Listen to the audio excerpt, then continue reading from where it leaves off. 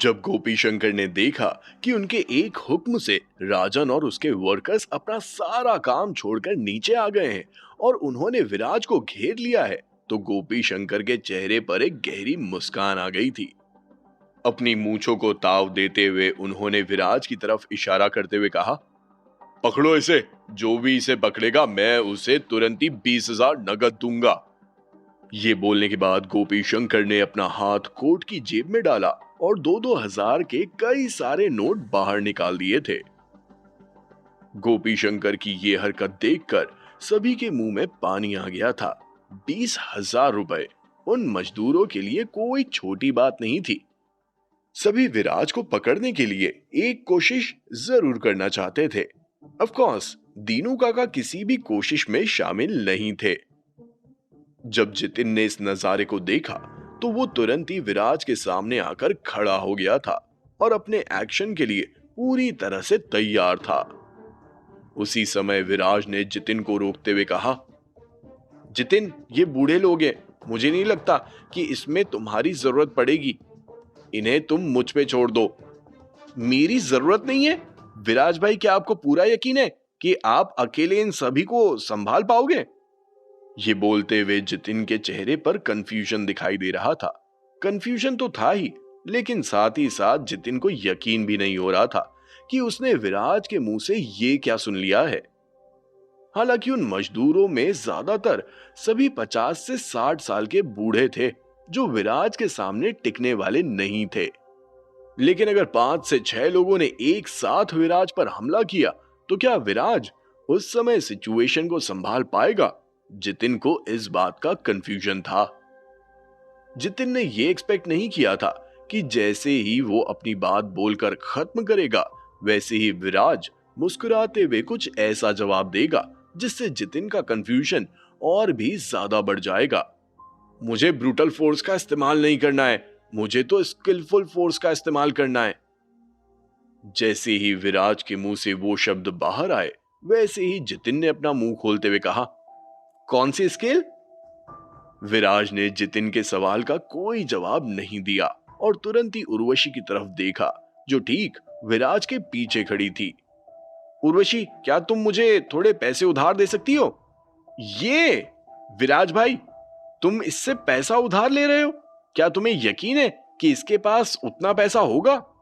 अपनी आंखों के सामने जितिन जो कुछ भी देख रहा था उस पर उसे यकीन नहीं हो रहा था। उसे यह भी नहीं पता था कि विराज के मन में क्या चल रहा है, वो क्या सोच रहा है। उर्वशी की हालत देखकर जितिन को ऐसा लग रहा था कि उसके पास पैसा ही नहीं होगा जितना विराज को चाहिए, और अगर हुआ भी तो कुछ 1,000 या 2,000 होगा। उससे विराज का क्या होगा? वो पैसा तो किसी काम का नहीं। मास्टर, मेरे पास 2.5 लाख रुपए हैं।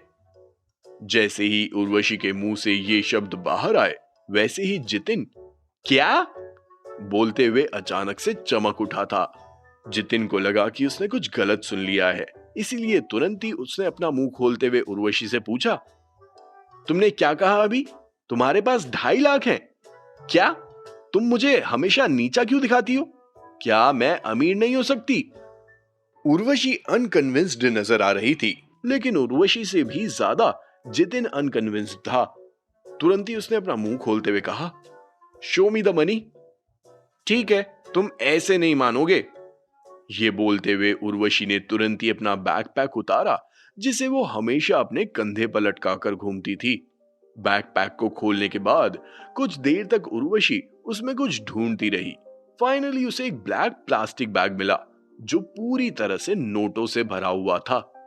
उस ब्लैक प्लास्टिक बैग में से कुछ नोट बाहर निकालते हुए उर्वशी ने पर्पसली जितिन को छेड़ते हुए कहा, देखो देखो, ये क्या है, पता चल रहा है ना? जितिन पूरी तरह से स्टन्ड था। उसने कभी नहीं सोचा था कि उर्वशी के पास इतना सारा पैसा होगा। अभी जितिन उर्वशी के बारे में सोच ही रहा था कि तभी विराज ने उर्वशी से कहा, उर्वशी, वो सारा पैसा मुझे दे दो। और इसी के साथ उर्वशी ने वो ब्लैक प्लास्टिक बैग विराज के हाथ में थमा दिया था। उर्वशी से वो ब्लैक प्लास्टिक बैग लेने के बाद विराज ने जितिन की ओर देखते हुए कहा, जितिन, वो कहावत याद है तुम्हें? हमें किसी भी बुक को उसके कवर से जज नहीं करना चाहिए। तुम्हें मेरे साथ रहते हुए इतना समय हो गया है, लेकिन उसके बाद भी ये कहावत तुम्हारे दिमाग में अभी तक क्यों नहीं घुसी? विराज भाई, मुझसे गलती हो गई।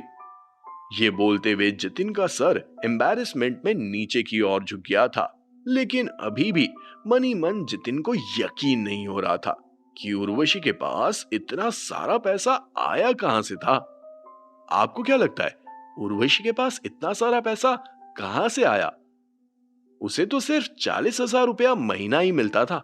उसमें भी छम्मो रहने का, खाने का और इधर उधर का खर्चा उससे ही निकालती थी। ऐसे में देखा जाए तो महीने का 25,000 रुपया तो उर्वशी बचा पाती थी। तो क्या ये 2.5 लाख रुपया उर्वशी के सालों की मेहनत की कमाई थी?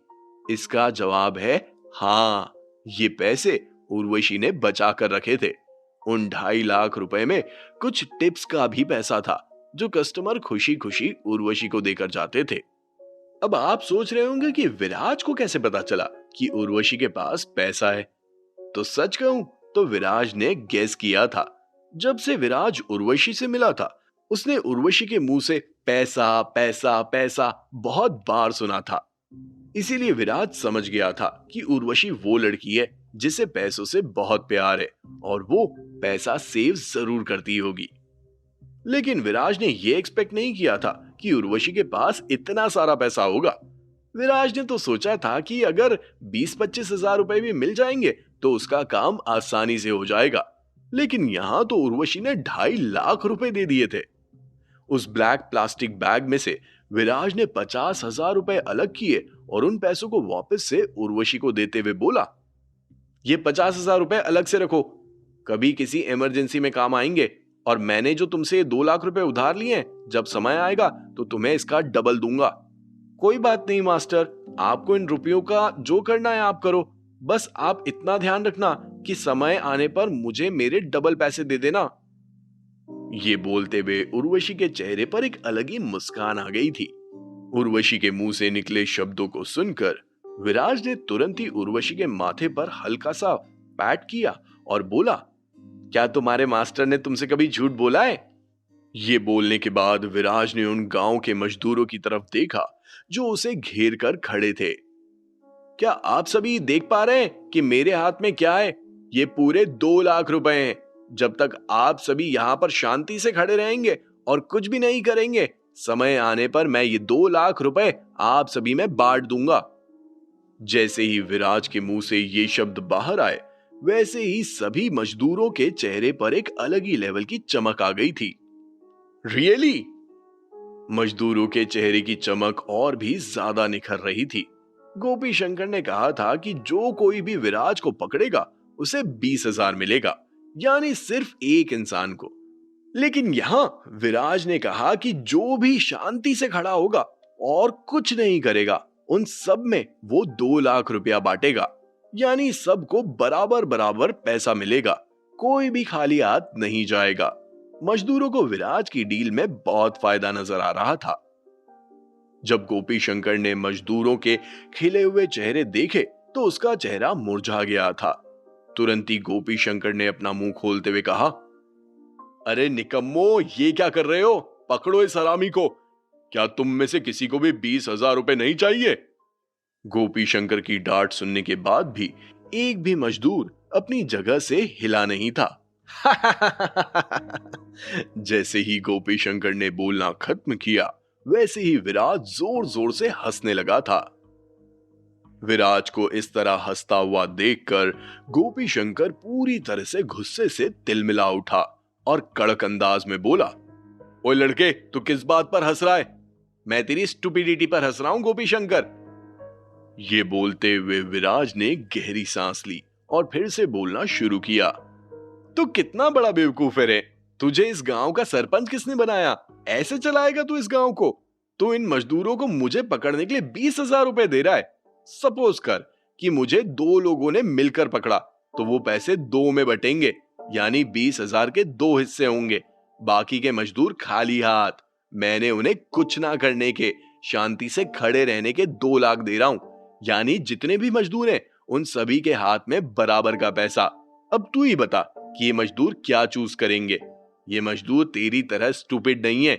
जैसे ही विराज के मुंह से ये शब्द बाहर आए, वैसे ही गोपी शंकर के चेहरे पर ऑकवर्डनेस के भाव आ गए थे।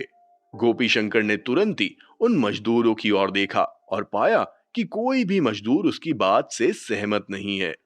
इससे गोपी शंकर को यह एहसास हो गया कि उन मजदूरों ने विराज की शर्त मान ली है। क्या बात है लड़के, तू मुझे 2 लाख रुपए की धौंस दिखा रहा है। मेरे पास इससे कई गुना ज्यादा पैसा है, लेकिन मैं वो पैसा निकाल नहीं रहा हूं, क्योंकि तेरी औकात 20,000 रुपए की ही है और ये पैसा तेरा भी नहीं है। कम से कम एक लड़की के सामने तो अपनी इज्जत मत बेचा कर। अपनी असली औकात दिखा और सभी को बता कि तू कितना बड़ा गरीब है कमीने। गोपी शंकर अब बहुत अच्छे से जानते थे कि अब मजदूरों को कुछ भी कहने से कुछ नहीं होगा। इसीलिए गोपी शंकर ने सीधा विराज के ऊपर ही निशाना लगाना ठीक समझा। विराज के ऊपर अपना गुस्सा निकालने के बाद गोपी शंकर ने उर्वशी को देखते हुए कहा, लड़की, ये लड़का तुम्हें पैसों के लिए इस्तेमाल कर रहा है। इसके पास कुछ भी नहीं है। क्या तुम्हें डर नहीं लगता कि ये तुम्हें झूठ बोलकर भाग जाएगा? तो तुम्हारा क्या होगा? तुम्हें इससे क्या मतलब कि मेरा इस्तेमाल कर रहा है या नहीं?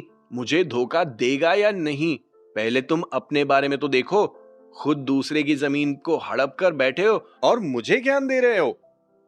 मुझे मत सिखाओ अंकल कि मुझे क्या करना है। आप अपना सोचो। संस्कार चैनल देखने की उम्र में आप कांड कर रहे हो। ऊपर जाकर क्या मुंह दिखाओगे? बेइज्जती, भारी बेइज्जती। उर्वशी ने सभी के सामने गोपी शंकर के तोते उड़ा दिए थे, जिसके बारे में गोपी शंकर ने कभी सपने में भी नहीं सोचा था। गोपी शंकर को इतना ज्यादा ऑकवर्ड लगा कि तुरंत ही गोपी शंकर ने कैलाश की ओर देखते हुए कहा, कैलाश, क्या तुम्हारे पास पैसा है? मुझे थोड़ा पैसा उधार दो। मैं भी। इससे पहले कि गोपी शंकर अपनी पूरी बात कह पाता, कैलाश ने बीच में ही टोकते हुए कहा, नहीं, मैं कुछ भी नहीं दे रहा। कैलाश की टोन में गोपी शंकर को गुस्सा दिखाई दे रहा था और इसी के साथ गोपी शंकर ने एम्बैरेसमेंट में कहा, नहीं नहीं कैलाश, तुम गुस्सा मत हो। मैं गुस्सा क्यों नहीं हूं? तुम इस अलीबाग गांव के सरपंच हो और ना तो तुम यहाँ के लोगों को समझते हो और ना ही यहाँ के लोग तुम्हें समझते हैं। तुम्हारे एक ऑर्डर से पूरा गांव हिल जाना चाहिए, लेकिन ये लोग एक बाहरी इंसान की बात मान रहे हैं। तुम्हारे सरपंच होने का फायदा ही क्या हुआ? अगर तुमसे एक गांव नहीं संभाला जा रहा है तो तुरंत ही रेजिग्नेशन दे दो। कोई और आएगा और इस गांव को संभालेगा। कम से कम एक सरपंच के पद को तो अच्छे से संभालो। कैलाश की बातों में 100 आना सच्चाई थी। जब कैलाश ने देखा कि गांव के लोग गोपी शंकर की बात ना मानकर विराज की बात मान रहे हैं, तो उसे बहुत अजीब लगा और इसी के साथ उसने अपने बड़े भाई को फिर से ज्ञान का पिटारा थमा दिया था।